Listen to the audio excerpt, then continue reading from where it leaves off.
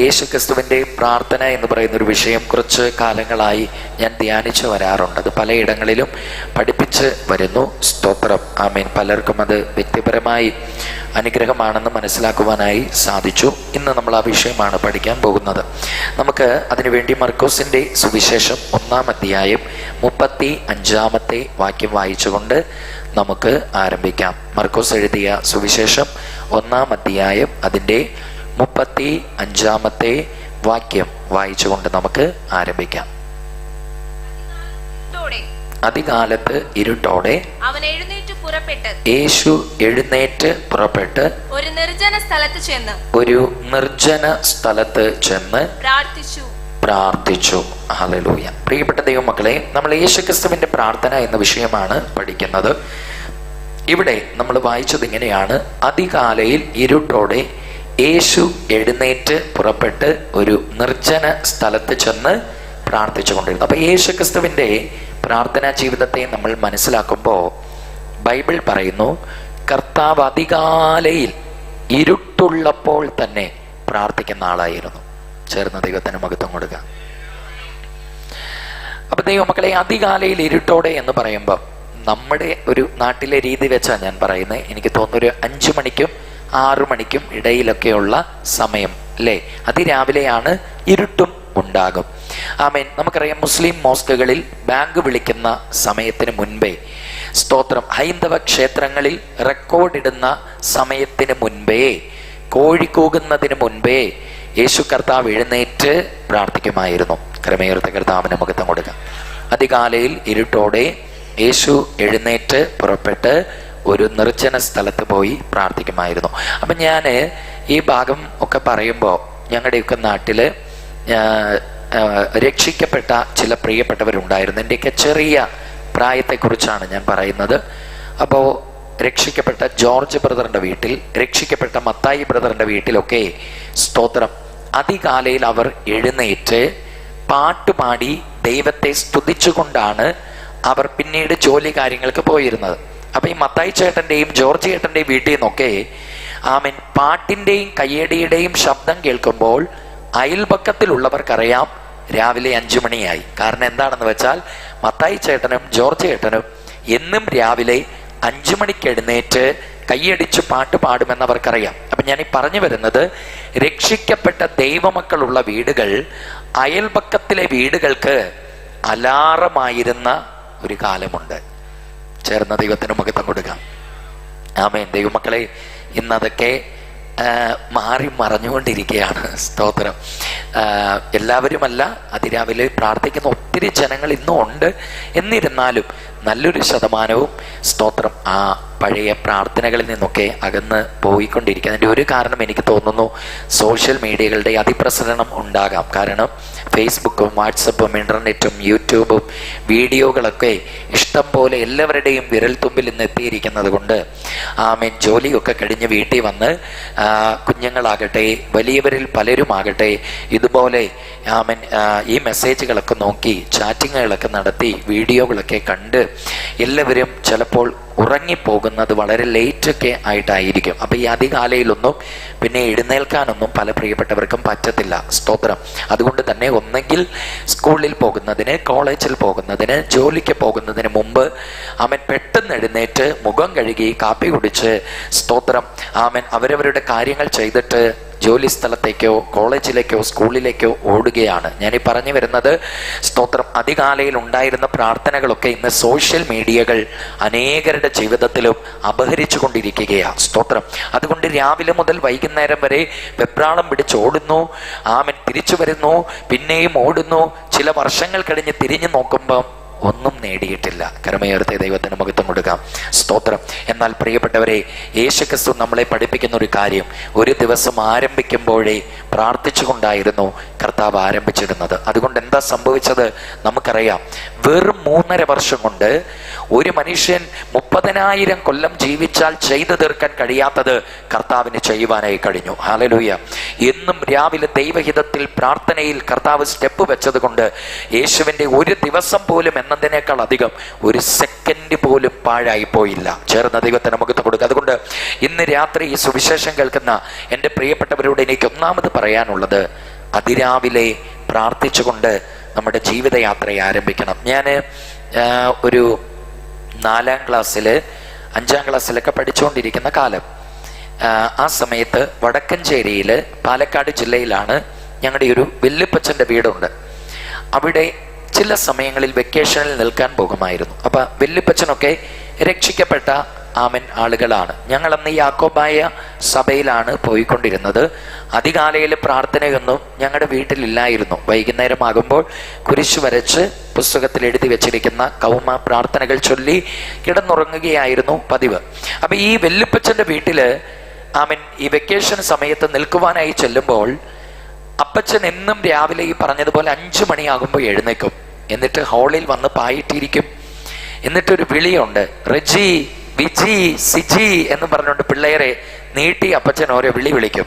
അപ്പോഴേക്കും പിള്ളേരെല്ലാം മുറികളിൽ നിന്ന് ചാടി എഴുന്നേറ്റ് മുഖമൊക്കെ കഴുകി വന്ന് അതുങ്ങളും പായിലിരിക്കും. അമ്മച്ചിയും വന്നിരിക്കും.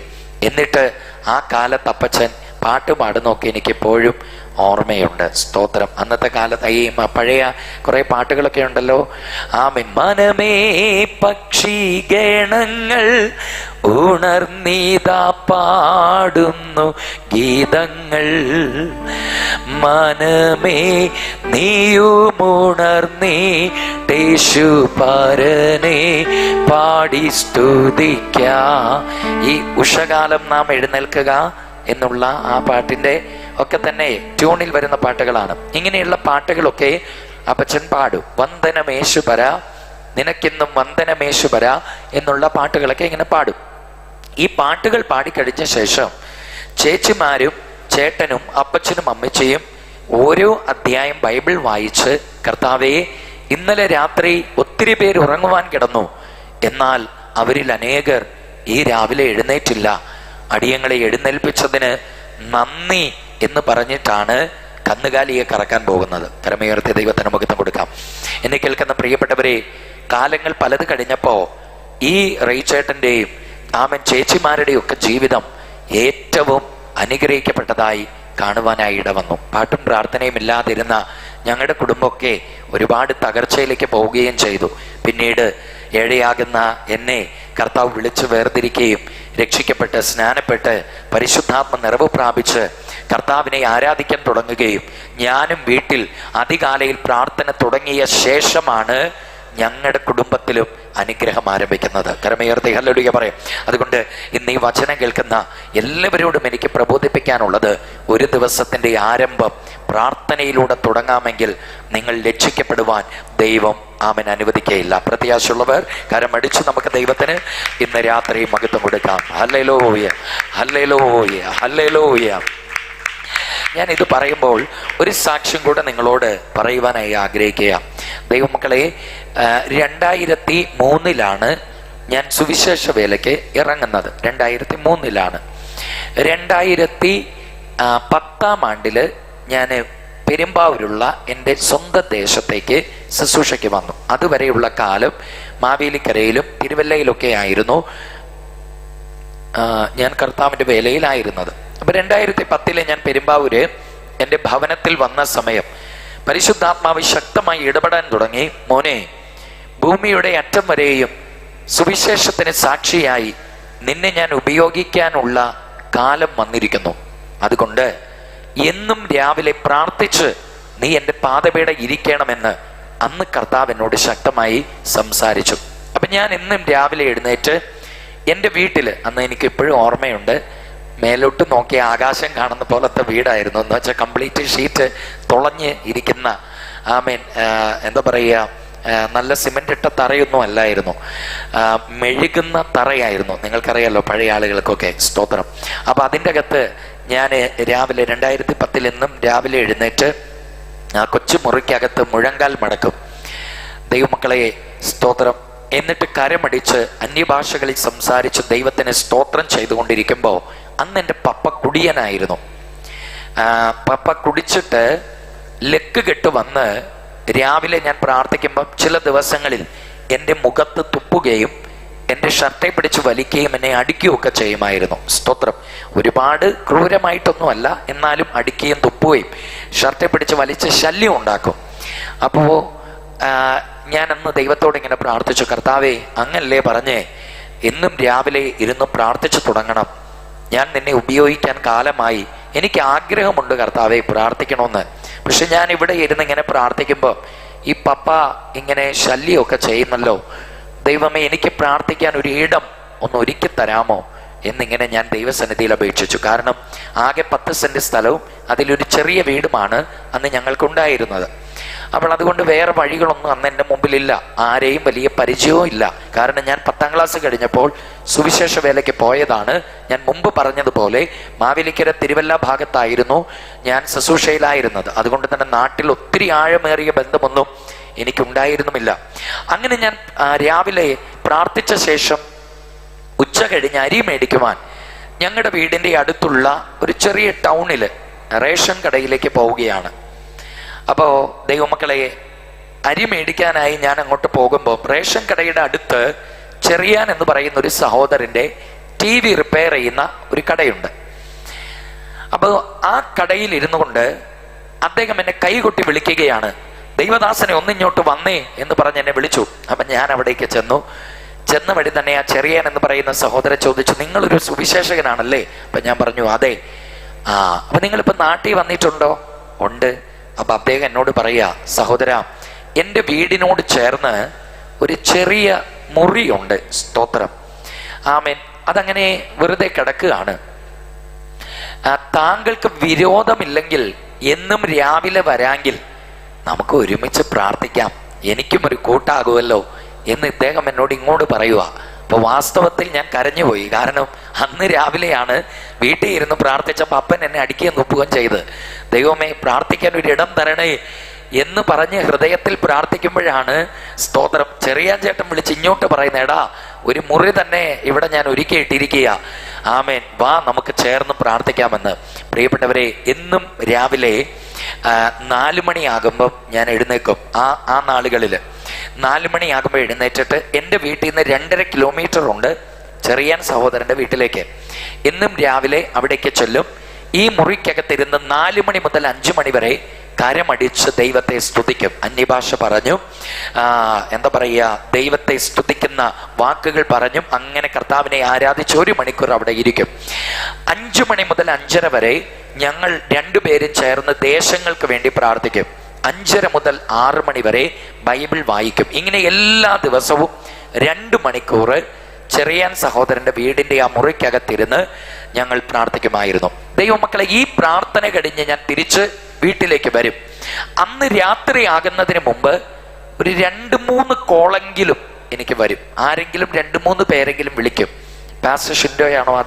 അതെ ദൈവദാസനെ ഇന്നയാള് നമ്പർ തന്നതാ, ഒന്ന് പ്രാർത്ഥിക്കാമോ എന്ന് ചോദിക്കും. അപ്പൊ രാവിലെ ഈ 2 മണിക്കൂർ ദൈവസന്നിധിയിൽ കൈയടിച്ച് ആരാധിക്കുകയും വചനം വായിക്കുകയും പ്രാർത്ഥിക്കുകയും ചെയ്യുന്ന സമയം കർത്താവ് എനിക്ക് തന്ന വചനങ്ങളും വെളിപ്പാടുകളൊക്കെ ഞാൻ ഇവരോട് പറയും.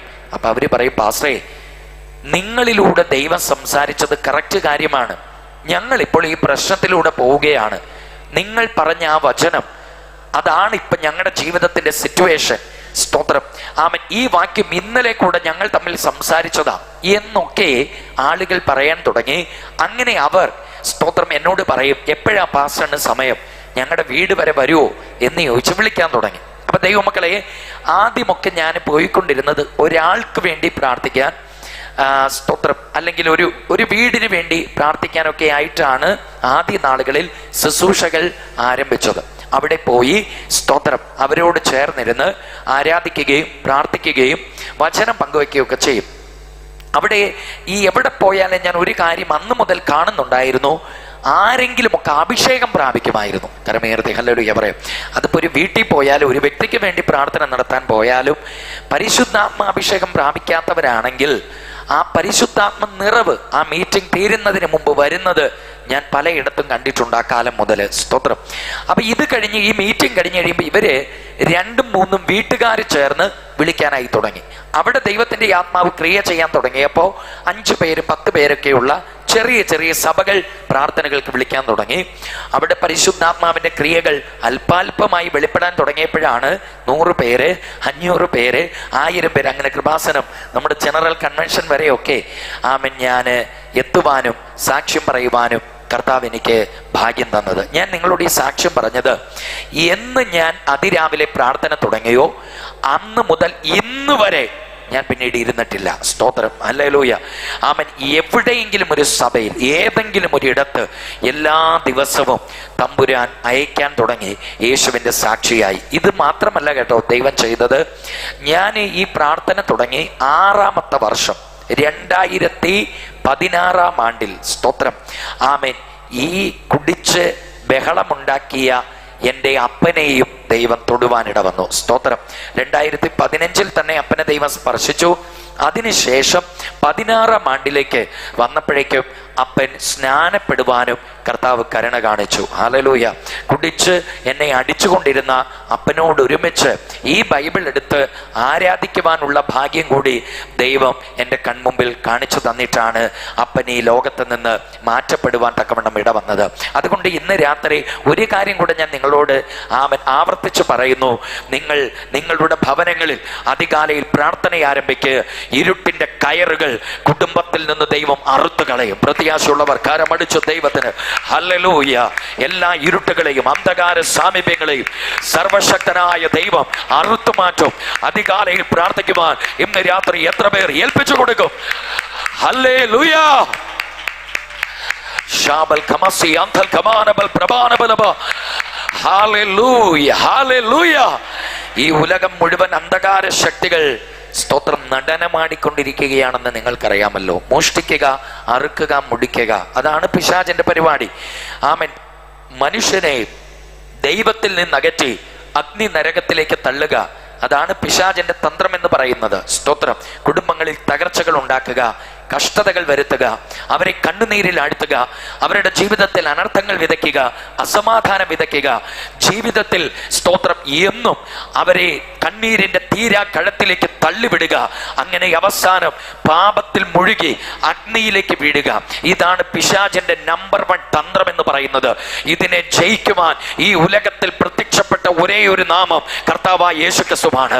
ആ യേശുക്രിസ്തുവിന്റെ നാമത്തിൽ ഒരു ദിവസം എഴുന്നേൽക്കുമ്പോൾ നീ പ്രാർത്ഥനയോടെ ആരംഭിക്കാമെങ്കിൽ നിന്റെ ജീവിതത്തിലെ വഴിത്താരുകളിൽ ആമൻ ഈ ഇരുളിന്റെ ശക്തി പ്രവർത്തിക്കുവാൻ ദൈവം അനുവദിക്കുകയില്ല. ഹല്ലേലൂയ. നന്ദി, നന്ദി, നന്ദി, നന്ദി പിതാവേ. Praise the Lord, praise the Lord, praise the Lord. Hallelujah. അതുകൊണ്ട് ഈ വചനം കേൾക്കുന്ന ദൈവ പൈതലേ, ഒരു ദിവസത്തിന്റെ ആരംഭം നാമും നമ്മുടെ കൈകളും കണ്ണുകളും ശരീരവും, സ്തോത്ര, സോഷ്യൽ മീഡിയ ടച്ച് ചെയ്തുകൊണ്ടല്ല, ദൈവവചനം ടച്ച് ചെയ്തും സ്തോത്രം ചെയ്തുകൊണ്ടും ആരംഭിക്കാമെങ്കിൽ നമ്മുടെ ജീവിതത്തിൽ ഇനിയും വൈകിയിട്ടില്ല ദൈവത്തിന്റെ പ്രവൃത്തികൾ കാണുവാൻ കഴിയും. അതാണ് കർത്താവ് നമ്മളെ കാണിച്ചത്. അതികാലയിൽ ഇരുട്ടോടെ യേശു കർത്താവ് എഴുന്നേറ്റ് പുറപ്പെട്ട് ഒരു നിർജ്ജന സ്ഥലത്ത് പ്രാർത്ഥിച്ചു കൊണ്ടിരുന്നു. അതികാലയിൽ പ്രാർത്ഥിച്ചുകൊണ്ടാണ് കർത്താവ് ശുശ്രൂഷയെ ആരംഭിച്ചിരുന്നത്. ചേർന്ന് ഹല്ലേലൂയ പറയാം. രണ്ടാമത്തേത്, ആമേൻ, ലൂക്കോസ് എഴുതിയ സുവിശേഷം 6ാം അധ്യായം 12ാമത്തെ വാക്യം വായിക്കാം. ലൂക്കോസ് എഴുതിയ സുവിശേഷം 6ാം അധ്യായം 12ാമത്തെ വാക്യം. ആ കാലത്ത് അവൻ പ്രാർത്ഥിക്കേണ്ടതിന് ഒരു മലയിൽ ചെന്ന് ദൈവത്തോടുള്ള പ്രാർത്ഥനയിൽ രാത്രി കഴിച്ചു. ഓക്കെ. ആ കാലത്ത് യേശു പ്രാർത്ഥിക്കേണ്ടതിന് ഒരു മലയിൽ ചെന്നു ദൈവത്തോടുള്ള പ്രാർത്ഥനയിൽ എന്ത് ചെയ്തു? രാത്രി കഴിച്ചു. ദൈവമക്കളെ, ഈ വാക്യപ്രകാരം കർത്താവ് രാത്രി പ്രാർത്ഥിക്കുമായിരുന്നു. ചേർന്ന ദൈവത്തിന് മഹത്വം കൊടുക്കാം. ഒന്ന്, യേശു അതികാലയിൽ പ്രാർത്ഥിക്കും. 2, യേശു കർത്താവ് എന്ത് ചെയ്യും? രാത്രി പ്രാർത്ഥിക്കും. അതാണ് നമ്മളിവിടെ വായിച്ചത്. ആ കാലത്ത് പ്രാർത്ഥിക്കേണ്ടതിന് കർത്താവ് ഒരു മലയിൽ ചെന്നു ദൈവത്തോടുള്ള പ്രാർത്ഥനയിൽ രാത്രി കഴിക്കുവാനായി ഇടവന്നു. സ്തോത്രം. ദൈവമക്കളെ, രാത്രി പ്രാർത്ഥന എന്ന് പറയുന്നത് ഒരു ചെറിയ കാര്യമല്ല. ഹോൾ നൈറ്റ് പ്രയർ എന്നൊക്കെ നമ്മൾ പറയാറുണ്ടല്ലോ. എനിക്ക് തോന്നുന്നു നമ്മുടെ കർത്താവായ യേശുക്രിസ്തു തന്നെയാണ് നമുക്കിത് ആമേൻ ഏറ്റവും ശക്തമായ മാതൃക കാണിച്ചു തന്നത്. മുഴുരാത്രി പ്രാർത്ഥനകൾ. ഇന്ന് ഈ പെന്തക്കോസ്ത് സഭകൾ കാട്ടുതീ പോലെ ഇങ്ങനെ വളരുവാൻ പ്രധാനമായൊരു കാരണം മുഴുരാത്രി പ്രാർത്ഥനയൊക്കെയാ. ചേർന്ന ദൈവത്തിന് മഹത്വം കൊടുക്കാം.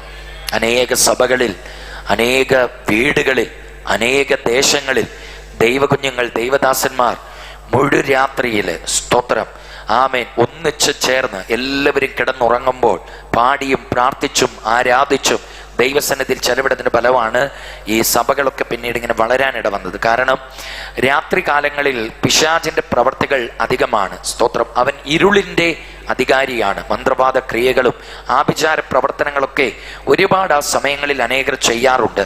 ഈ സമയം ഉണർന്നിരുന്ന് പ്രാർത്ഥിക്കുമ്പോൾ സ്തോത്രം സാധാന്യ ശക്തികൾക്കും വെട്ടേൽക്കും. ചേർന്ന ദൈവത്തിന് മഹത്വം കൊടുക്കാം. കർത്താവ് ഗത്സമന തോട്ടത്തിൽ കഴിച്ച പ്രാർത്ഥന നിങ്ങൾക്കറിയാമല്ലോ. സ്തോത്രം. പ്രിയപ്പെട്ടവരെ, രാത്രി കാലങ്ങളിൽ ദൈവത്തിന്റെ പാദപീഠയിൽ ഇരുന്നതിനെ കുറിച്ച് നിങ്ങൾക്ക് വ്യക്തമായി അറിയാം. സ്തോത്രം. എന്തായാലും ഈ വാക്യത്തിൽ നിന്ന് നമുക്ക് കൃത്യമായി മനസ്സിലാക്കാൻ കഴിയും. സ്തോത്രം. മുഴുരാത്രി പ്രാർത്ഥന എന്ന് പറയുന്ന ഒരു ചെറിയ കാര്യമല്ല. അങ്ങനെ ആയിരുന്നെങ്കിൽ കർത്താവ് ഉറക്കൊളച്ച് ഇരിക്കത്തില്ല. ചേർന്ന ദൈവത്തിന് സ്തോത്രം ചെയ്യാം. ഹല്ലേലൂയ. ഒരിക്കൽ കൂടി ആ വാക്യം ഒന്ന് വായിച്ചു മക്കളെ. ആ കാലത്ത് അവൻ പ്രാർത്ഥിക്കേണ്ടതിന് ഒരു മലയിൽ ചെന്നു ദൈവത്തോടുള്ള പ്രാർത്ഥനയിൽ രാത്രി കഴിച്ചു. ആ കാലത്ത് യേശു പ്രാർത്ഥിക്കേണ്ടതിന് ഒരു മലയിൽ ചെന്നു. നമ്മളൊക്കെ മലയിൽ കയറുന്ന എന്തിനായിരിക്കും? കൂടുതലും ഫോട്ടോ എടുത്ത് ഫേസ്ബുക്കിൽ ഇടാനൊക്കെ ആയിരിക്കും. പിള്ളേരൊക്കെ ആണെങ്കിൽ മലകളിലൊക്കെ പോകുന്നത്. സ്തോത്രം. ആമേൻ. വെച്ച് കഴിഞ്ഞാൽ സൗന്ദര്യം ആസ്വദിക്കുക, ഭംഗി കാണുക, അതിനൊക്കെയാണ് കൂടുതലും ആമേൻ എല്ലാവരും മലകളിലേക്കൊക്കെ പോകുന്നത്. യേശു മലയിൽ കയറിയത് പ്രാർത്ഥിക്കേണ്ടതിനായിരുന്നു. സ്തോത്രം.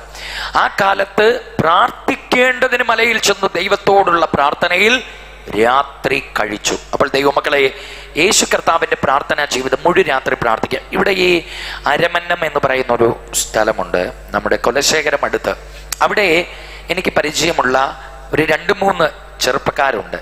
ഒരു കിൻസ്ലിൻ എന്ന് പറയുന്ന ദൈവദാസൻ, ബ്രൈറ്റ് ബ്രദർ, ഗോഡ്വിൻ എന്ന് പറയുന്ന ഒരു ദൈവദാസൻ. അപ്പം ഈ ചെറുപ്പക്കാര് ഒരു 3 കൊല്ലം മുമ്പാണ്, എൻ്റെ ഓർമ്മ ശരിയാണെങ്കിൽ, ഞാൻ അവരെ പരിചയപ്പെടുന്നത്. ഒരു മീറ്റിങ്ങിൽ വെച്ച് കണ്ടതാ. അപ്പം നേരം ഇവരെന്നോട് പറയായിരുന്നു, പാസ്റ്ററെ, ഇവിടെ അടുത്ത് എന്താ പറയാ, മാത്തൂർ തൊട്ടിപ്പാലം എന്ന് പറയുന്ന ഒരു സ്ഥലമുണ്ട്. അവിടെ അതിന് അപ്പുറത്തായിട്ട് ഒരു കാട് പോലെയുള്ളൊരു സ്ഥലമുണ്ട്. അവിടെ വലിയൊരു പാറയുണ്ട്. സ്തോത്രം. ഞങ്ങൾ ഈ 3-4 സഹോദരന്മാര് രാത്രിയിൽ ഒരു ഫ്ലാസ്കിനകത്ത് കട്ടൻ കാപ്പിയൊക്കെ ഇട്ടുകൊണ്ട് 10-10:30 ആകുമ്പോഴേക്കും ഈ കാടിനുള്ളിലെ പാറയിൽ കയറാറുണ്ട്. നല്ല അന്തരീക്ഷമാണ് പാസ്റ്റേ, അവിടെ ഒരു ശല്യവും ഇല്ല. ഞങ്ങൾ രാത്രിയിൽ 2 മണി വരെയൊക്കെ, 2-3 മണി വരെയൊക്കെ അവിടെ ഇരുന്ന് ഉറക്കെ കൈയടിച്ച് പാട്ട് പാടും. സ്തോത്രം. കരമടിച്ച് അന്യഭാഷകളിൽ ദൈവത്തോട് സംസാരിക്കും. ഞങ്ങൾ വചനം പേഴ്സണലായി ധ്യാനിക്കും. ഭയങ്കര ഒരു സന്തോഷമാണ്. പാസ്റ്റർക്ക് സമയം കിട്ടുന്നെങ്കിൽ ഫ്രീ ആയിട്ടുള്ളപ്പോൾ ഒന്ന് വരുമോ, നമുക്ക് ചേർന്ന് പോകാം എന്ന് ആ ചെറുപ്പക്കാരനെ വിളിക്കാറുണ്ടായിരുന്നു. ആ കാലഘട്ടത്തിൽ അതിൽ ഒരു ദൈവദാസൻ, അദ്ദേഹം ഇതുപോലെ ഒരു സ്റ്റുഡിയോ കൂടെ നടത്തുന്ന ഒരു സഹോദരനാണ്. ഒരു സഹോദരൻ ഡ്രൈവറാ, വേറൊരാളുടെ ജോലി മറ്റേ പാല് വെട്ടുന്നില്ല, റബ്ബർ മരം വെട്ടുന്ന ടാപ്പിംഗ് ജോലിയാണ്. സാധാ സഹോദരന്മാരാ. അപ്പം ഞാൻ ആ കാലഘട്ടത്തിൽ അവരെന്നെ ഒരു കൂട്ടായ്മയ്ക്ക് വിളിച്ച് ഞാൻ ചെന്നപ്പോൾ എനിക്ക് തോന്നുന്നു വീടിനകത്ത് ആദ്യമായിട്ട് ചെല്ലുമ്പോൾ ഒരു 20 പേര് കൂടി ആരാധിക്കുന്ന കണ്ടു. അതിനുശേഷം 1 കൊല്ലം കഴിഞ്ഞ് അവർ വീണ്ടും വിളിച്ച് ഞാൻ അവിടെ ചെന്നപ്പോൾ അതൊരു 50 പേർക്ക് മേലെയായി. കരമേറത്തെ ദൈവത്തിന് മഹത്വം കൊടുക്കുക. അത് കഴിഞ്ഞ് ഈ കഴിഞ്ഞ വർഷം ചെന്ന് കഴിഞ്ഞപ്പോഴേക്കും അതൊരു 75-80 പേരായി. അതോടെ പിന്നെ റൂമിനകത്തൊന്നും ഇരിക്കാൻ പറ്റത്തില്ല. അവരെ മുറ്റത്തൊട്ടേക്ക് അത് മാറ്റി. സ്തോത്രം. ഈ കഴിഞ്ഞ ചില മാസങ്ങൾക്ക് മുമ്പ്, എനിക്കൊന്നൊരു 3 മാസം മുമ്പ് ഞാൻ അവിടെ ചെന്നപ്പോഴേക്കും ഒരു 100-120 പേരോളം ഇരിക്കും അളവില്, സ്തോത്രം, മുറ്റം മുഴുവൻ ടെന്റൊക്കെ ഇട്ട് ഭയങ്കരമായ ജനം ആമൻ കൂടി. ഇപ്പോൾ നല്ല ഒരു കൂട്ടായ്മയായി ഇന്നത് മാറി. ദൈവമക്കളെ കണ്ടാൽ സാധാ സഹോദരന്മാരാ, പക്ഷേ ആമൻ ചില രാത്രികൾ അതുങ്ങളിരുന്ന് പ്രാർത്ഥിച്ച ശേഷം അവർ വ്യക്തികളോട് ഡീൽ ചെയ്യുമ്പോൾ, അവരോട് സംസാരിക്കുമ്പോൾ പരിശുദ്ധാത്മാവ് ക്രിയ ചെയ്യുന്നു. അവർ പ്രാർത്ഥിക്കുമ്പോൾ ദൈവം രോഗികൾക്ക് സൗഖ്യം കൊടുക്കുന്നു. അവർ സുവിശേഷം പറയുമ്പോൾ ജനങ്ങൾ പൈശാചിക പാപങ്ങളിൽ നിന്ന് മടങ്ങി വരുന്നു. ഞാൻ വീണ്ടും നിങ്ങളോട് ആവർത്തിക്കുന്നു, ചില രാത്രികൾ പ്രാർത്ഥനയ്ക്ക് നിങ്ങൾ വേർതിരിക്കാമെങ്കിൽ ഇരുട്ടിന്റെ മുഖങ്ങളെ ദൈവം അഴിച്ചു കളയും. പ്രത്യാശയുള്ള എത്ര പേരുണ്ട്? നിന്റെ കൈകളെ ദൈവം സർവശക്തന്റെ കൈകളെ പോലെ ഉപയോഗിക്കാൻ തുടങ്ങും. ഹല്ലേലൂയ, ആമേൻ, ആമേൻ, ആമേൻ, ആമേൻ, ആമേൻ. യേശുവിനെ സ്തോത്രം. എന്നെ കേൾക്കുന്ന പ്രിയപ്പെട്ടവരെ, സ്തോത്രം. ആമേൻ. രാത്രി യേശു പ്രാർത്ഥിക്കുമായിരുന്നു. സ്തോത്രം. തമിഴ്നാട്ടിൽ നെയ്യൂരില് പണ്ട് ഞാനിങ്ങനെ ഒരു കർത്തൃദാസൻ പ്രസംഗിച്ച് കേട്ടിട്ടുള്ള ഒരു സാക്ഷ്യമാണ്. ദൈവമക്കളെ, തമിഴ്നാട്ടിൽ നെയ്യൂര്, സ്തോത്രം, അവിടെ നിന്ന് ഒരു ചർച്ച് ബീഹാറിലേക്ക് 2 സഹോദരിമാരെ മിഷണറിമാരായി അയച്ച കാര്യം ഞാൻ കേട്ടിട്ടുണ്ട്. അവർ ബീഹാറിൽ പോയി സുവിശേഷം അറിയിക്കുമ്പോൾ ഏകദേശം 500-ലധികം ആളുകൾ വിശ്വാസത്തിലേക്ക് വന്നു അത്രേ. അപ്പോൾ ഇവര് മതപരിവർത്തനം നടത്തുകയാണ് എന്ന് പറഞ്ഞ് ഗ്രാമത്തലവനും സംഘവും ചേർന്ന് 2 ഗുണ്ടകളെ ഇവരെ കൊല്ലുവാനായിട്ട് അയച്ചു. ഇവരെ കൊന്നുകളയാൻ പറഞ്ഞുകൊണ്ട് കൊട്ടേഷൻ കൊടുത്തു വിട്ടു.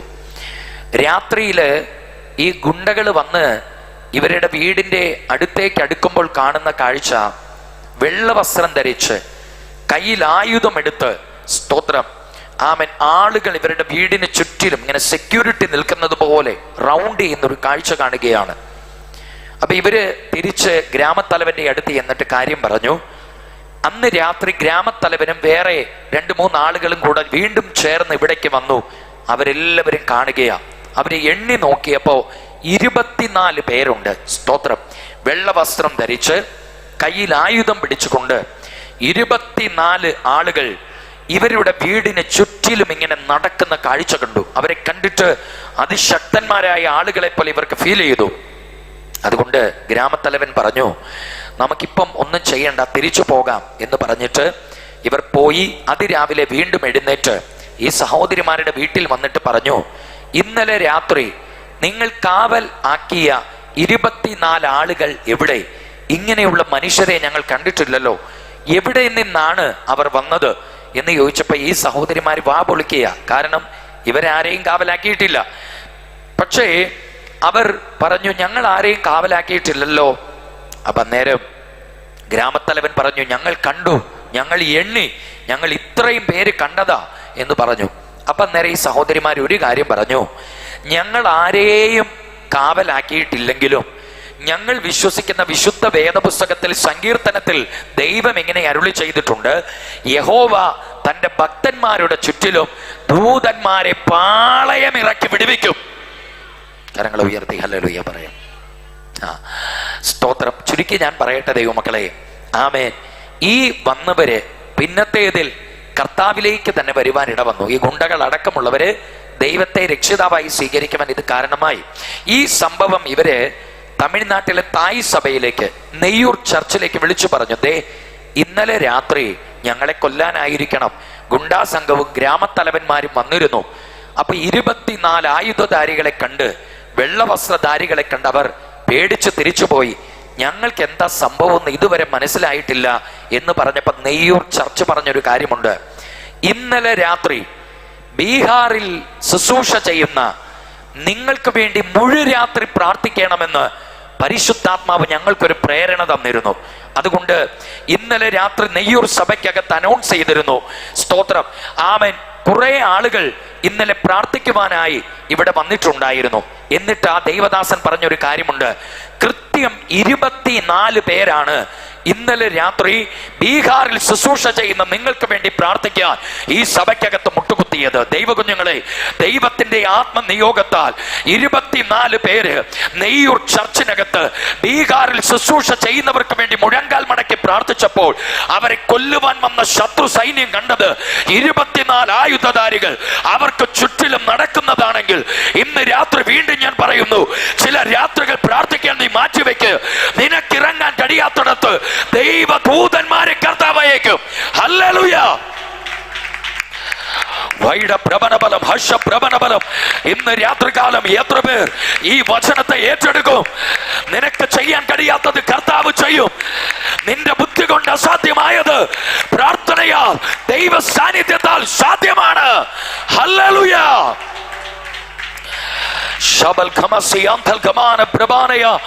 ഈ രാത്രി എത്ര പേർ ഏൽപ്പിക്കും ആ നിയോഗത്തിന് മുമ്പിൽ? ഹല്ലേലൂയ.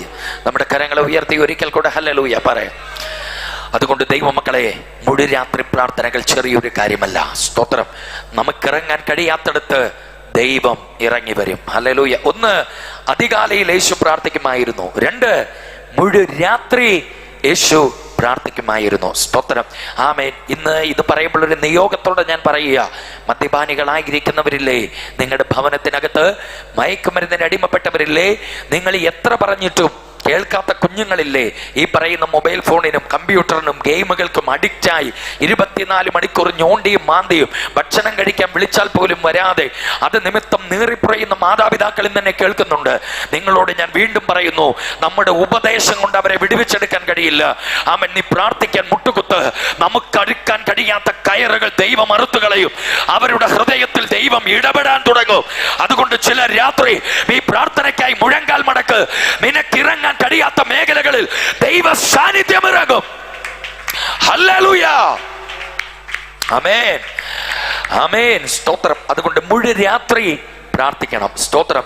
നമ്പർ 3, യേശു ക്രിസ്തുവിന്റെ പ്രാർത്ഥനാ ജീവിതം പഠിക്കുമ്പോൾ മൂന്നാമത് നമുക്ക് പഠിക്കുവാനായി കഴിയുന്നത് മത്തായി എഴുതിയ സുവിശേഷം 6-ാം അധ്യായം 6-ാമത്തെ വാക്യം ഒന്ന് വായിക്കാം.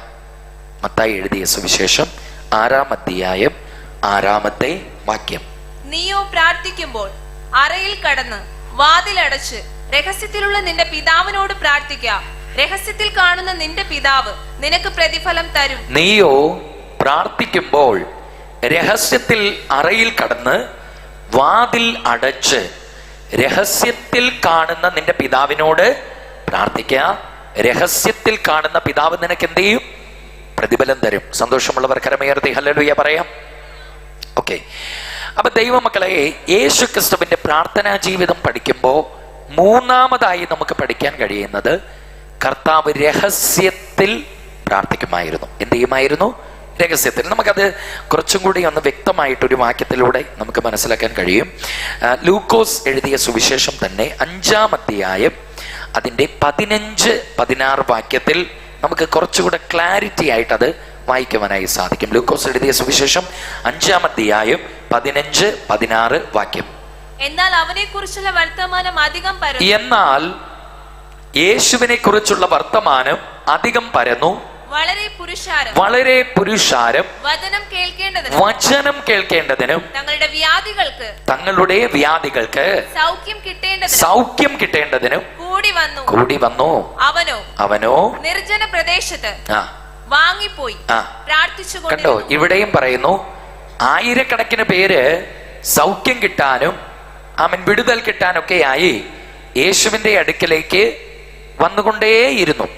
എന്നാൽ യേശുവോ നിർജ്ജന സ്ഥലം എന്ന് വെച്ചാൽ ജനമില്ലാത്ത തനിച്ചൊരു സ്ഥലത്തേക്ക് മാറിപ്പോയി പ്രാർത്ഥിച്ചു കൊണ്ടിരുന്നു. കരമുയർത്തി കർത്താവിന്റെ മഹത്വം കൊടുക്കാം. സ്തോത്രം. അപ്പൊ ഞാൻ ഇങ്ങനെ ചിന്തിക്കാം, ഞാൻ നിങ്ങളോട് പറഞ്ഞ ഒരു കാര്യം ഞാൻ സത്യമായും പറയട്ടെ. ഞാൻ ഈ ശുശ്രൂഷ ചെയ്യുമ്പം എൻ്റെ കൺമുമ്പിൽ ഒരു തളർന്നയാള് ലൈവായി എഴുന്നേറ്റ് വരുന്നത് ഞാൻ ഇതുവരെ എൻ്റെ ശുശ്രൂഷയിൽ കണ്ടിട്ടില്ല. ദൈവമക്കളെ, ഒരു മരിച്ചയാള് ഉയർത്തു വരുന്നത് എൻ്റെ കൺമുമ്പിൽ ഞാൻ ശുശ്രൂഷിക്കുമ്പം ലൈവായിട്ട് ഞാൻ ഇതുവരെ കണ്ടിട്ടില്ല. ദൈവമക്കളെ, സ്തോത്രം. അതുപോലെ തന്നെ ഇൻസ്റ്റന്റായി അടഞ്ഞ കാത് തുറക്കുന്നത്, കണ്ണിന് കാഴ്ച ഉണ്ടാകുന്നതൊന്നും എൻ്റെ ശുശ്രൂഷയിൽ ഇതുവരെ ഞാൻ കണ്ടിട്ടില്ല. എന്നാൽ സ്തോത്രം, പരിശുദ്ധാത്മ നിറവിന് വേണ്ടി പ്രാർത്ഥിക്കുന്ന സമയം ഒരുപാട് രോഗികൾക്ക് സൗഖ്യമുണ്ടാകുന്നത് എല്ലാ സഭകളിലും സാക്ഷ്യം പറഞ്ഞു കേട്ടിട്ടുമുണ്ട്. ഇപ്പൊ ഞാൻ ഈ പറഞ്ഞു വരുന്നത്, എന്നെ പോലെ ആയിരുന്നോ യേശു? സ്തോത്രം. യേശു കർത്താവ് എന്ന് പറഞ്ഞ സ്തോത്രം, കൈ തൊട്ടാൽ ആമൻ അവിടെ രോഗികൾ സുഖമാവുകയാണ്. യേശു കർത്താവിന് കൈ തൊടണ്ട, യേശു കർത്താവിനെ തൊട്ടാൽ, ആ വസ്ത്രത്തിന്റെ തൊങ്ങൽ തൊട്ടാൽ 12 വർഷമായ ബാധയും ഒഴിയും. ഒരു വാക്ക് പറഞ്ഞാൽ കാറ്റും കടലും അടങ്ങും. 6000 ഭൂതം വരെ വിറച്ചു പോകും. കരമേർത്തെ ദൈവത്തിന് മഹത്വം. ലാസറെ പുറത്തു വാ, ഒറ്റ വേട് മതി. സ്തോത്രം. മരിച്ചു നാറ്റം വെച്ച് 4 ദിവസം കല്ലറയ്ക്കകത്തിരുന്നവൻ വെളിയെ വരും. സ്തോത്രം. അപ്പോ ഇതുപോലത്തെ വീര്യപ്രവൃത്തികളുടെ ശുശ്രൂഷയാണ് കർത്താവിനുണ്ടായിരുന്നത്. സ്തോത്രം. ഞാൻ പറയട്ടെ, മുമ്പ് ഞാൻ ഓർപ്പിച്ചതുപോലെ ഇതിന്റെ ഒന്നും ഒരു 10,000-ൽ പോലും ഞാനൊന്നും ചെയ്തിട്ടില്ല. എന്നിട്ട് പോലും എനിക്ക് ഇരിക്കാൻ സമയമില്ല. അതുപോലെ ശുശ്രൂഷയുണ്ട് ദൈവത്തിന്റെ നീതിയാല്. സ്തോത്രം. എന്നാൽ ഇങ്ങനെ അടയാളവും അത്ഭുതവും ചെയ്യുന്ന യേശു ക്രിസ്തുവിനെ പിൻപറ്റിയ ജനങ്ങൾ, ഞാൻ ഇങ്ങനെ ചിന്തിച്ചപ്പോ എത്ര ലക്ഷമായിരുന്നു അത്. കരമേർത്തെ ദൈവത്തിന് മഹത്വം കൊടുക്കാം. ഇല്ലേ? അത് തന്നെ നമ്മൾ ഇവിടെ വായിച്ചത്. ആമേൻ. അത്രയ്ക്കും തിരക്കാണ് യേശുവിന്റെ ശുശ്രൂഷയിൽ. കാരണം കൈ തൊട്ട രോഗി സൗഖ്യമാകും, ഭൂതം പുറത്തു പോകും, അത്ഭുതം നടക്കും, അടയാളം നടക്കും, വീര്യപ്രവൃത്തികൾ സംഭവിക്കുന്നു. ആമൻ. മുമ്പ് ഞാൻ പറഞ്ഞതുപോലെ കുരുട്ടുകണ്ണുകൾ തുറക്കുന്നു, ചെകിടർ കേൾക്കുന്നു, ഊമർ സംസാരിക്കുന്നു. ആമൻ. സ്തോത്രം. കാറ്റും കടലും അടങ്ങുന്നു. 5 അപ്പം കൊണ്ട് 5000 പേരെ തൃപ്തിപ്പെടുത്തുന്നു. എന്തോരം ആയിരം അത്ഭുതങ്ങളാണ് നടക്കുന്നേ. അതുകൊണ്ട് തന്നെ യേശു ക്രിസ്തുവിനെ അനുഗമിച്ച പുരുഷാരം എന്ന് പറയുന്നത് ലക്ഷം പേരാണ്. സ്തോത്രം. ദൈവമക്കളെ, ഇത്രയും തിരക്കുകൾ യേശുവിനുള്ളപ്പോഴും കർത്താവിന്റെ വചനത്തിൽ എഴുതിയിരിക്കുന്ന കണ്ടോ, താൻ നിർജ്ജന സ്ഥലത്തേക്ക് മാറിപ്പോയി പ്രാർത്ഥിക്കും.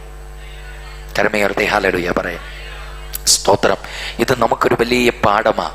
പലപ്പോഴും ഞാനും നിങ്ങളും സ്തോത്രം നമ്മുടെ ജീവിതത്തിൽ തിരക്കുകൾ കൂടുമ്പോൾ നമുക്ക് മാറ്റിവെക്കാനുള്ളത് പ്രാർത്ഥനയാണ്. സ്തോത്രം. ഹല്ലേലൂയ. കാരണം ആമേൻ, ദൈവം തമ്പുരാൻ നേരിട്ട് ഇറങ്ങി വന്ന് ചോദിക്കില്ലാത്തതുകൊണ്ടായിരിക്കാം. സ്തോത്രം. പ്രിയപ്പെട്ടവരെ, ആ കാര്യം മാത്രം നമ്മൾ പലപ്പോഴും മാറ്റിവെക്കാറുണ്ട്. സ്കൂളിൽ പോകാതിരുന്നാൽ ടീച്ചർമാർ ചോദിക്കും. അത് ചിലപ്പോൾ നമ്മളുടെ നെക്സ്റ്റ് ഇയറിലെ പഠിത്തത്തെ ബാധിച്ചേക്കാം. അതുകൊണ്ട് സ്കൂളിൽ എങ്ങനെയെങ്കിലൊക്കെ പോയേ പറ്റുള്ളൂ. കോളേജിൽ പോയില്ലെങ്കിലും ഇതൊക്കെ തന്നെയാണ് പ്രശ്നം. നമ്മുടെ അടുത്തൊരു പ്രിയപ്പെട്ടവർക്കൊരു കല്യാണം നടക്കുമ്പോൾ പോയില്ലെങ്കിൽ അവർ ചോദിക്കും. അതുകൊണ്ട് സ്തോത്രം, അവിടെയും ഒന്ന് പോയി തല കാണിക്കാതിരിക്കാൻ പറ്റില്ല. നമ്മൾ സ്നേഹിക്കുന്ന പ്രിയപ്പെട്ടവർക്ക് വീട് കയറി താമസമൊക്കെ വരുമ്പോൾ അവിടെ പോയില്ലെങ്കിലും അവരുടെ പിണക്കവും പിന്നീട് കാണേണ്ടി വരും. സോ നമുക്ക് അവിടെയും മാറ്റിവെക്കാനായി പറ്റത്തില്ല. പിന്നെ ഇപ്പം നമുക്ക് സ്ഥിരമായി ഫോണുകളിൽ വരുന്ന മെസ്സേജൊക്കെ നോക്കാതിരിക്കാൻ പറ്റുമോ? സ്തോത്രം. വരുന്ന കോളുകളൊക്കെ കുറച്ചെങ്കിലും തിരിച്ചു വിളിക്കാതിരിക്കാൻ നമുക്ക് സാധിക്കുമോ? നമുക്ക് ജോലി സ്ഥലത്ത് ചെല്ലാതിരിക്കാൻ കഴിയുമോ? സ്തോത്രം. പ്രിയപ്പെട്ടവരെ, അപ്പം നമുക്ക് ഇതൊന്നും മാറ്റിവെക്കാൻ സാധിക്കില്ല. ആകെ നമുക്ക് മാറ്റിവെക്കും. പിന്നെ ഉറക്കം, അത് പറ്റുമോ? അയ്യോ, അത് പിന്നെ ഒരിക്കലും പറ്റുന്ന കാര്യമല്ലല്ലോ. ഉറക്കം മാറ്റിവെക്കാൻ നമ്മളെ കൊണ്ട് പറ്റത്തില്ല. സ്തോത്രം.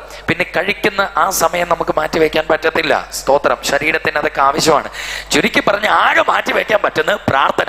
അത് പിന്നെ ആവട്ടെ. അത് തന്നെയാണ് നമ്മുടെ പരാജയത്തിന്റെ കാരണവും. കരമേർത്തെ ഹല്ലേലൂയ പറയാം. സ്തോത്രം. പ്രിയപ്പെട്ട സഹോദരങ്ങളെ, നമ്മുടെ ജഡമനുഷ്യന് ഞാൻ മുമ്പ് പറഞ്ഞതെല്ലാം ആവശ്യമാണെങ്കിൽ ആത്മമനുഷ്യന് ദൈവവുമായിട്ടുള്ള ബന്ധം ആവശ്യമാണ്. സ്തോത്രം. അതാണ് യേശു കർത്താവ് ദൈവമായിരുന്നിട്ട് പോലും ഈ ഭൂമിയിലായിരുന്നപ്പോൾ, ശരീരത്തിലായിരുന്നപ്പോൾ തനിക്കും പ്രാർത്ഥന ആവശ്യമായിരുന്നു. യേശുവിന് പോലും അത് ആവശ്യമായിരുന്നെങ്കിൽ നമുക്ക് എത്രയധികം. മനസ്സിലാക്കുന്നവർ കരമേർത്തി ഹല്ലേലൂയ പറയാം. അതുകൊണ്ട് ഒരു വാക്യത്തിൽ കൂടെ നമുക്കത് ക്ലിയർ ആയിട്ട് കാണാനായി കഴിയുന്നുണ്ട്. ശിഷ്യന്മാർ കൂടെ ഉണ്ടെങ്കിലും യേശു പ്രാർത്ഥിക്കും. അതാണ് ലൂക്കോസിന്റെ സുവിശേഷം 9-ാം അധ്യായം 18-ാം വാക്യത്തിൽ നമ്മളത് വായിക്കുന്നുണ്ട്. ലൂക്കോസ് എഴുതിയ സുവിശേഷം 9-ാം അധ്യായം അതിന്റെ 18-ാമത്തെ വാക്യം വായിക്കാം. അവൻ തനിച്ച് പ്രാർത്ഥിച്ചുകൊണ്ടിരിക്കുമ്പോൾ, കണ്ടോ, അവൻ തനിച്ച് പ്രാർത്ഥിച്ചുകൊണ്ടിരിക്കുമ്പോൾ ശിഷ്യന്മാർ കൂടെ ഉണ്ടായിരുന്നു. ശിഷ്യന്മാർ കൂടെ ഉള്ളപ്പോഴും യേശു തനിച്ച് പ്രാർത്ഥിക്കും. നമ്മള് പലപ്പോഴും പറയാറുണ്ട്, പാസ്റ്ററേ എങ്ങനെയാ പ്രാർത്ഥിക്കണേ? എനിക്ക് പ്രാർത്ഥിക്കണമെന്ന് ആഗ്രഹമുണ്ട്, പക്ഷെ വീട്ടിലെ ഈ പിള്ളേര് കിടന്ന് ഭയങ്കര ബഹളമാ പാസ്റ്ററേ, അതിൻ്റെ നടുവിൽ എനിക്ക് അങ്ങനെ പ്രാർത്ഥിക്കാനൊന്നും പറ്റത്തില്ല. വേറെ ചിലർ പറയും, ഓ അച്ചായൻ പോയിട്ട് വന്നു കഴിഞ്ഞു കഴിഞ്ഞാൽ പിന്നെ ഈ TV ഇങ്ങനെ ഇട്ടുകൊണ്ടിരിക്കും, ഭയങ്കര ശബ്ദമാണ്, അതിൻ്റെ ഇടയിൽ അങ്ങനെ പ്രാർത്ഥിക്കാനൊന്നും പറ്റത്തില്ല. വേറെ ചിലർ പറയും, പ്രാർത്ഥിക്കാൻ ഇരിക്കണം എന്ന് ഓർക്കുമ്പോഴായിരിക്കും ഫോൺ വരുന്ന പാസ്റ്റേ, അതുവരെ വിളിക്കാത്തവർ വിളിക്കും, എന്നാൽ അങ്ങ് സൈലന്റ് ചെയ്താൽ പോരെ. അത് ചെയ്യത്തില്ല. അതുവരെ വിളിക്കാത്തവർ അന്നേരെ വിളിക്കുകയുള്ളൂ. പ്രാർത്ഥിക്കാൻ പറ്റത്തില്ല. ഇനി ഇതൊക്കെ മാറ്റി വെച്ചൊന്ന് ഞാൻ പ്രാർത്ഥിച്ചേ തീരുമെന്ന് വിചാരിക്കുമ്പോഴാണ് അങ്ങ് കാസർഗോഡ് കിടക്കുന്ന ബന്ധുക്കൾ അന്ന് തന്നെ വരും. സ്തോത്രം. അതുവരെ വരാത്തവർ അന്ന് വരും. അതുകൊണ്ടാണ് പാസ്റ്റർ എനിക്ക് പ്രാർത്ഥിക്കാൻ പറ്റാന്ന്. ഇങ്ങനെയൊക്കെയുള്ള ഒഴിവ് കഴിവുകളെല്ലാം അനേകരെ പറയാറുണ്ട്. എന്നാൽ ദൈവമക്കളെ, 12 ശിഷ്യന്മാര് യേശുവിൻ്റെ കൂടെയുള്ളപ്പോഴും യേശുവിനെ പ്രാർത്ഥിക്കാമായിരുന്നെങ്കിൽ ഇപ്പൊ നിങ്ങൾ ചിന്തിക്കും അത് യേശുവിൻ്റെ ശിഷ്യന്മാരല്ലേ എന്ന് ചിലപ്പോൾ ചിന്തിക്കും. സത്യം പറഞ്ഞാൽ അവര് ഭയങ്കര പുള്ളികളായിരുന്നു. അതായത് ഇവര് യേശു കർത്താവിനോട് കൂടെ ശുശ്രൂഷ ചെയ്യുന്ന കാലത്ത് ഈ 12 പേരും 12 സ്വഭാവക്കാരാ. നിങ്ങൾക്കറിയാം, അങ്ങയുടെ കൂടെ ഞാൻ മരിക്കാൻ വരെ തയ്യാറാ കർത്താവേ എന്ന് പറഞ്ഞേച്ച് ആ രാത്രി ഇരുട്ടി വെളുക്കുന്നതിന് മുമ്പ് ആ മനുഷ്യനെ അറിയുന്നില്ലെന്ന് ആണയിട്ട് പ്രാഗിയ പത്രോസ് കൂടെയുണ്ട്. കരമേർത്തെ കർത്താവിന്റെ മകത്വം കൊടുക്കാം. വേറൊരാളുണ്ട്, ഓടി വന്ന് കെട്ടിപ്പിടിച്ച് റബ്ബി ആമൻ ഗുരുവേ എന്ന് പറഞ്ഞുകൊണ്ട് ഉമ്മ കൊടുത്ത് 30 വെള്ളിക്കാശ് പോക്കറ്റിലിട്ടിരിക്കുന്ന യൂദ ആ കൂട്ടത്തിലുണ്ട്. കരമേർത്തെ ദൈവത്തിന് മഹത്വം കൊടുക്കാം. സ്തോത്രം. ചുങ്കക്കാരൻ മത്തായി ഉണ്ട്. സ്തോത്രം. പ്രിയപ്പെട്ടവരെ, യേശുവിന്റെ മുറിവിൽ വിരലിട്ട് നോക്കാതെ ഞാൻ വിശ്വസിക്കത്തില്ല യേശു ഉയർത്തു എന്ന് പറഞ്ഞ തോമസ് ആമൻ ആ കൂട്ടത്തിലുണ്ട്. സ്തോത്രം. എന്നെ കേൾക്കുന്ന പ്രിയപ്പെട്ടവരെ, ബൈബിളിൽ തന്നെ എഴുതിയിട്ടുണ്ട്, ഈ ശിഷ്യന്മാരിൽ ആരാ വലിയവനെന്നും പറഞ്ഞ് അങ്ങോട്ടും ഇങ്ങോട്ടും വഴക്കുണ്ടാക്കിയെന്ന് ഇവര് സുവിശേഷത്തിൽ എഴുതിയിട്ടുണ്ട്. തങ്ങളിൽ ആരാ വലിയവനെന്നും പറഞ്ഞ് ശിഷ്യന്മാരുടെ ഇടയിൽ തന്നെ വഴക്കുണ്ടായിരുന്നു. അപ്പൊ ഞാൻ ഈ പറഞ്ഞു വരുന്നതിന്റെ ആശയം, നിങ്ങൾ ഉദ്ദേശിക്കുന്നത് പോലെ പൊന്നും കുടമൊന്നും അല്ലായിരുന്നു കർത്താവിന്റെ കൂടെ നടന്നവര്. സ്തോത്രം. ഇവരെല്ലാം പഠിച്ച പുള്ളികൾ തന്നെയായിരുന്നു. ഇങ്ങനെയുള്ള ഈ 12 എണ്ണം കൂടെ ഉള്ളപ്പോഴും യേശുവിനെ തനിച്ച് പ്രാർത്ഥിക്കാമായിരുന്നെങ്കിൽ ആരെല്ലാം നമ്മുടെ വീട്ടിൽ വന്നാലും പ്രാർത്ഥിക്കണമെന്ന് വെച്ചാൽ പ്രാർത്ഥിക്കാം. കരമേർത്തി ഹല്ലേലൂയ പറയാം. ഇതൊന്നും ഒരു തടസ്സമല്ല. സ്തോത്രം. ഞാൻ ഇത് തരണത്തിൽ വിശദീകരിച്ചത് ആമേൻ സ്തോത്രം, ആരും യേശുവിന്റെ ശിഷ്യന്മാരെ തെറ്റായി ഒന്നും കരുതാൻ വേണ്ടിയല്ല കേട്ടോ. എല്ലാവരിലും ജഡ സ്വഭാവങ്ങൾ ഉണ്ട്. സ്തോത്രം. എന്നാൽ അതിനുശേഷം പരിശുദ്ധാത്മാഭിഷേകമൊക്കെ പ്രാപിച്ചു കഴിഞ്ഞ് യേശു സ്വർഗത്തിലേക്ക് പോയി. പരിശുദ്ധാത്മാഭിഷേകമൊക്കെ പ്രാപിച്ചു കഴിഞ്ഞിട്ട് പിന്നീട് ഈ ശിഷ്യന്മാർ അതിശക്തമായി ദൈവത്തിന് വേണ്ടി നിന്നു എന്നത് വാസ്തവമായ ഒരു കാര്യം തന്നെയാണ്. അതുകൊണ്ട് ഇന്ന് ഈ വചനം കേൾക്കുന്ന എൻ്റെ പ്രിയപ്പെട്ടവരോട് എനിക്ക് പറയാനുള്ളത്, ആമേൻ എന്തെല്ലാം ഒഴിവ് കഴിവുകൾ ആമേൻ നമുക്ക് പറയാനുണ്ടെങ്കിലും പ്രാർത്ഥിക്കണമെന്ന് നിന്റെ ഹൃദയത്തിൽ ആഗ്രഹമുണ്ടെങ്കിൽ നിനക്ക് പ്രാർത്ഥിക്കുവാനായി സാധിച്ചിരിക്കും. അത് ഒന്നുകൂടി ഒന്ന് മനസ്സിലാക്കാമെങ്കിൽ നമുക്ക് എന്തെങ്കിലുമൊക്കെ ആക്സിഡന്റ് ഉണ്ടാകുമ്പോഴാണ് നമുക്ക് മനസ്സിലാവുന്നത്. സ്തോത്രം. നമ്മൾക്ക് ജോലിയിലൊക്കെ എല്ലാവരും ഇങ്ങനെ തിരക്ക് പിടിച്ച് ഓടുമല്ലേ, അങ്ങനെ ഓട്ടത്തിനിടയിലായിരിക്കാം ചിലപ്പോൾ ഒരു ബൈക്കിൽ നമ്മൾ പോകുമ്പോൾ പെട്ടെന്നൊന്ന് വീഴുന്നത്, അല്ലെങ്കിൽ ഒരു പട്ടി കുറുകെ ചാടുന്നു, അപ്പം നമ്മൾ പെട്ടെന്ന് വീഴുന്നു, കാലിൻ്റെ മുട്ട് ചെറുതായിട്ടൊന്ന് ഫ്രാക്ചർ ആകുന്നു, അല്ലെങ്കിൽ അസ്ഥി ഒന്ന് ഒടിയുന്നു. സ്തോത്രം. ആമേൻ. അവസാനം ഡോക്ടർ പറയുകയാണ് 3 മാസമെങ്കിലും മിനിമം ശരിക്കും റെസ്റ്റ് എടുക്കണമെന്ന് പറയുന്നു. കാലയിൽ പ്ലാസ്റ്ററൊക്കെ ഇട്ട് അങ്ങനെ വീട്ടിൽ ഇങ്ങനെ കിടക്കുന്നു. അപ്പം ഞാൻ ചോദിക്കുന്നത്, എവിടെ നിന്നാണ് ഈ സമയം ഉണ്ടായേ? 3 മാസമായി ഭയങ്കര തിരക്കല്ലായിരുന്നു നമുക്ക്. ആ 3 മാസം എങ്ങനെയാ ഉണ്ടായേ? സ്തോത്രം. നമുക്ക് ആർക്കെങ്കിലും സമയം ഉണ്ടായിട്ടാണോ നമ്മൾ ICUവിൽ പോയി കാവലിരിക്കുന്നത്? സ്തോത്രം. ആമൻ. ഇന്ന് ഓപ്പറേഷൻ തിയേറ്ററിൽ കിടക്കുന്ന ആമൻ ഏതെങ്കിലും പ്രിയപ്പെട്ടവർക്ക് സമയമുണ്ടായിട്ട് ആയിരുന്നോ അവരവിടെ പോയി ഇപ്പൊ നിൽക്കുന്നത്? ഇപ്പൊ ഞാൻ ഈ പ്രസംഗിക്കുമ്പോൾ എത്രയോ ജനമാ സ്തോത്രം പ്രിയപ്പെട്ടവരെ ഹോസ്പിറ്റലുകളിൽ ചെലവിടുന്നത്. അവരാട്ടെ ഹോസ്പിറ്റലിൽ പോകാൻ സമയം മാറ്റി വെച്ചിരുന്നു. അതുകൊണ്ട് സമയം അത് ഉണ്ടാകുന്നതല്ല, നാം ഉണ്ടാക്കുന്നതാണ്. ചേർന്ന് ഹല്ലേലൂയ പറയാം. നിന്നെ സൃഷ്ടിച്ച ദൈവത്തിന്റെ കൂടിരിക്കാൻ സമയമുണ്ടാകട്ടെ എന്ന് വിചാരിച്ചാൽ നിന്റെ ആയുസ്സിൽ നിനക്കുണ്ടാകില്ല. നീ നിന്റെ ആയുസ്സിന് നടുവിൽ നിനക്ക് ജീവൻ തരുന്ന കർത്താവിനോട് സംസാരിക്കാൻ നിന്നെ സൃഷ്ടിച്ച ഓരോ നാളും നിന്നെ നടത്തുന്ന ദൈവത്തിനോട് ഇടപെടാൻ സമയമുണ്ടാക്കുകുഞ്ഞേ. ഹല്ലേലൂയ. അതുകൊണ്ട് ബൈബിൾ ഇങ്ങനെ പറയുന്നു, ദൈവത്തിന്റെ സന്നിധിയിൽ നീ ചെലവിടുന്ന ഒരു ദിവസം വേറെ 1000 ദിവസത്തേക്കാൾ നിനക്ക് നന്മയായിരിക്കും. ഹല്ലേലൂയ. ഹല്ലേലൂയ. കരങ്ങൾ ഉയർത്തി ഹല്ലേലൂയ. അതുകൊണ്ട് ഈ വാക്യം ഒരിക്കൽ കൂടെ ഞാനൊന്ന് വായിച്ചു കേൾപ്പിക്കുകയാണ്. മത്തായി എഴുതിയ സുവിശേഷം 6-ാം അധ്യായം അതിന്റെ 6-ാമത്തെ വാക്യം വായിക്കാമോ? നീയോ പ്രാർത്ഥിക്കുമ്പോൾ അറയിൽ കടന്ന് വാതിൽ അടച്ച് രഹസ്യത്തിലുള്ള നിന്റെ പിതാവിനോട് പ്രാർത്ഥിക്കാം. രഹസ്യത്തിൽ കാണുന്ന നിന്റെ പിതാവ് നിനക്ക് പ്രതിഫലം തരും. സന്തോഷമുള്ളവർ കരങ്ങൾ ഉയർത്തി ഹല്ലേലൂയ പറയാം. ആമേൻ.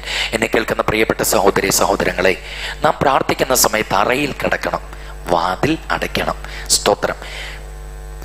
രഹസ്യത്തിലുള്ള പിതാവിനോട് പ്രാർത്ഥിക്കണം.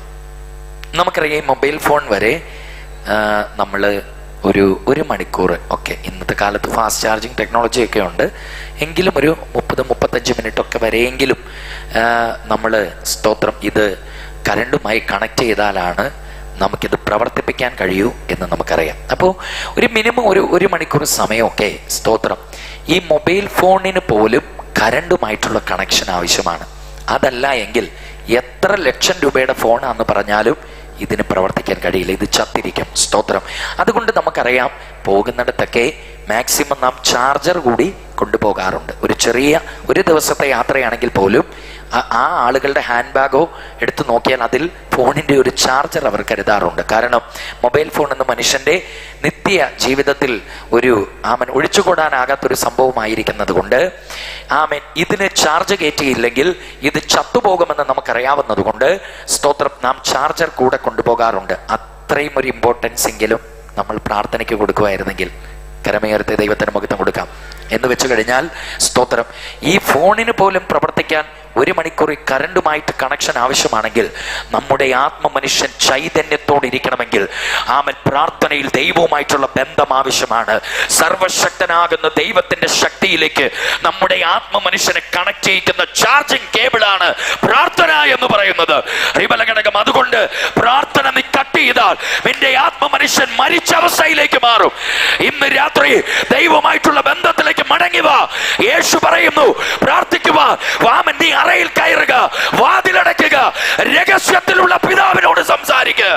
Hallelujah, hallelujah. മനസ്സിലാക്കുന്നവർ ചേർന്ന് ദൈവത്തിന് മഹത്വം കൊടുക്കാം. നീയോ പ്രാർത്ഥിക്കുമ്പോൾ രഹസ്യത്തിൽ അറയിൽ കടന്ന് വാതിലടച്ച് രഹസ്യത്തിൽ കാണുന്ന നിന്റെ പിതാവിനോട് പ്രാർത്ഥിക്കുക. രഹസ്യത്തിൽ കാണുന്ന പിതാവ് നിനക്ക് പ്രതിഫലം തരും. ഞാൻ ഒറ്റ സാക്ഷി കൂടെ പറഞ്ഞ് ഇന്ന് രാത്രി മെസ്സേജ് അവസാനിപ്പിക്കാം. എന്നിട്ട് നാളെ രാത്രി നമുക്ക് ഇതിന്റെ ബാക്കി എടുക്കാം. ചേർന്ന് ഹല്ലേലൂയ പറയാം. സ്തോത്രം. ഓക്കെ, അപ്പോൾ പ്രിയപ്പെട്ട ദൈവമക്കളെ, സ്തോത്രം. യേശു ക്രിസ്തുവിന്റെ പ്രാർത്ഥനയിൽ രഹസ്യത്തിൽ പ്രാർത്ഥിക്കുമായിരുന്നു എന്ന് നമ്മൾ പഠിച്ചുവല്ലോ. എന്നെ രഹസ്യ പ്രാർത്ഥന പഠിപ്പിച്ചത് സ്തോത്രം സാമുവൽ ദിഖാൾ എന്ന് പറയുന്ന ഒരു ഒറീസക്കാരനായിരുന്നു. ഞാൻ ബൈബിൾ കോളേജിൽ 2nd ഇയറിന് പഠിക്കുന്ന സമയം, അന്ന് എറണാകുളം ജില്ലയിൽ പെരുമ്പാവൂർ ഞങ്ങളുടെ വീടിൻ്റെ അടുത്ത് സ്തോത്രം കുറുപ്പമ്പടി എന്ന് പറയുന്ന സ്ഥലമുണ്ട്. അവിടെ ഫെയ്ത്ത് ബാപ്റ്റിസ്റ്റ് ബൈബിൾ കോളേജിലാണ് ഞാൻ ആ കാലത്ത് പഠിച്ചുകൊണ്ടിരുന്നത്. അപ്പോൾ 2ാം വർഷം ഞാൻ പഠിക്കുന്ന സമയം ഞങ്ങളുടെ കോളേജിൽ 4ാമത് വർഷം പഠിച്ചുകൊണ്ടിരുന്ന സാമുവൽ ദിഖാൾ എന്ന് പറയുന്നൊരു സഹോദരൻ ഉണ്ടായിരുന്നു. ഒറീസക്കാരനാണ് അദ്ദേഹം. ഈ 4ാം വർഷ വിദ്യാർത്ഥികളുടെ അക്കൗണ്ട് പ്രസിഡന്റ് പരിശോധിച്ചിട്ട് സാമുവൽ ദിഖാൾ എന്ന കുട്ടി മാത്രം ഇതുവരെയും ഒരു ഫീസും കൊടുത്തിട്ടില്ല എന്ന് സാർ കണ്ടുപിടിച്ചു. കഴിഞ്ഞ 3 വർഷമായി ഇദ്ദേഹം ഫീസൊന്നും അടയ്ക്കാതെ കോളേജിനെ പറ്റിച്ചു പഠിക്കുകയാണ് എന്ന് പ്രസിഡന്റ് സാർ കണ്ടെത്തി.